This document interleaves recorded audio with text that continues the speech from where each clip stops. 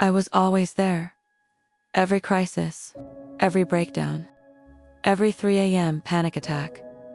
I dropped everything when you needed me. Cancelled plans. Rearranged my schedule. Showed up without question. But when I needed you, you were busy. I'm going to tell you something that's going to destroy the illusion. And finally help you stop being everyone's therapist. Ready? You weren't my friend. You were my emotional support system. And here's what you don't know yet. You were 9 years old the first time you learned that your value was in what you could provide, not who you were. And you've been proving your worth through utility ever since. Stay with me, because what I'm about to show you will rewrite everything you thought you knew about. Why this hurt so much. It wasn't that you didn't show up. It wasn't even that the friendship was one-sided. It was something so much quieter. Only remembered I existed when you needed something. I was your therapist when you were sad, cheerleader when you doubted yourself, your crisis hotline when life fell apart, your sounding board when you needed to vent. But when I had good news, you changed the subject. When I was struggling, you were suddenly unavailable. When I needed support, you had other plans. You weren't my friend, you were my client, and I never sent it. Bill. And here's what you'll never forget. You knew exactly when to reach out. The texts always came when you needed something, advice about your relationship, help with a decision. Someone to listen while you processed your problems. And I showed up. Every single time. I rearranged my life around your emergencies. I stayed up late talking you through things. I gave you my time, my energy, my emotional labor. And you took it all without question. Because that's what I was there for, wasn't I? To be useful, to be available, to be the friend who never said no. But the moment I needed you, you were busy. You had plans. You'd get back to me later. And later never came. You weren't too busy to be my friend. You were too busy being everyone else's. And I was only worth your time when I was serving a function.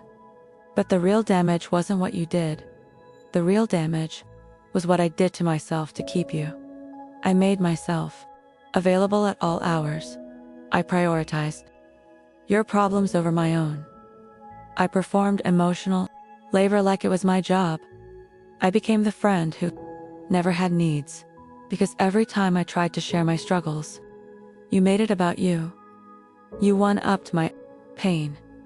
You redirected the conversation back to your problems.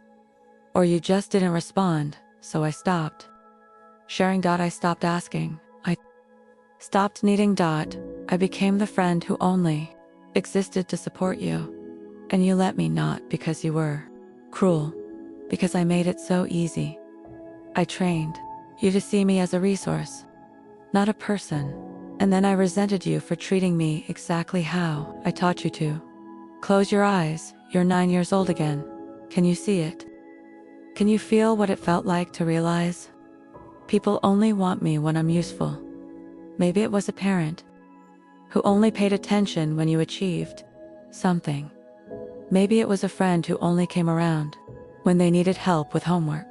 Maybe it was the first time you learned that being needed felt like being loved. That you learned early that your value was transactional, that love was earned through service, that if you could just be helpful enough, supportive enough, available enough, you'd finally be kept. So you started performing, became the helper, the fixer, the one everyone called in a crisis.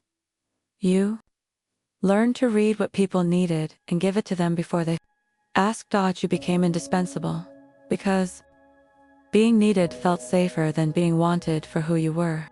Didn't know the difference yet. And that's when the truth revealed itself. Not about them. About the wound you've been carrying since you were 9 years old. The wound that made you believe being useful equals being valued. The one that whispered, if I stop being helpful, they'll leave. If I have needs to, I'll be a burden, maybe.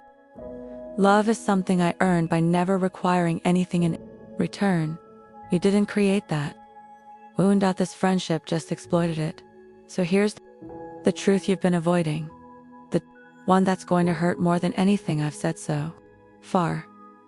You weren't afraid of losing them. You were afraid that without being useful, you had nothing to offer. That's why you kept showing up. That's why you kept giving.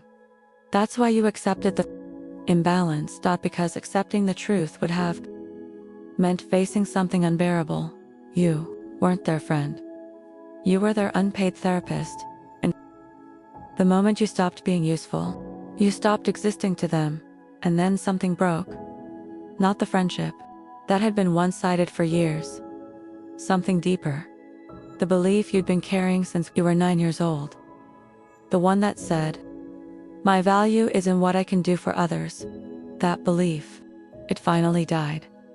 The shift didn't happen when you needed them and they weren't there. Not when you realized the friendship was one-sided. Not even when you finally stopped reaching out. It happened when you asked yourself a question you'd been running from since childhood. Not why don't they value me, but why did I accept a friendship where my only role was to serve? When you stopped blaming them for using you and started asking why you made yourself so easy to use. When you realized the person you betrayed wasn't them, it was you. You stopped being available the day you realized friendship isn't supposed to feel like unpaid labor. And one-sided support isn't friendship. It's exploitation with a smile. Here's what you learned. When you finally stepped back, they didn't see you as disposable because you weren't valuable. They saw you as a resource because you never showed them you were a person with needs too. Every time they vented, and you listened without sharing your own struggles, you taught them you didn't have any. Every time they asked for help and you gave it without asking for anything back, you taught them the relationship was transactional. Every time you showed up for them and they didn't show up for you, you taught them that was acceptable. You weren't their friend. You were their emotional dumping ground, and the moment you stopped accepting trash, they stopped coming around. You don't resent them anymore. Not really, because the anger dissolved the moment you realized they didn't use you because you weren't enough. They used you because you were too available. Here's what nobody tells you about one-sided friendships. Don't happen by accident. They happen because one person keeps giving and the other person keeps taking. And eventually, that becomes the entire dynamic.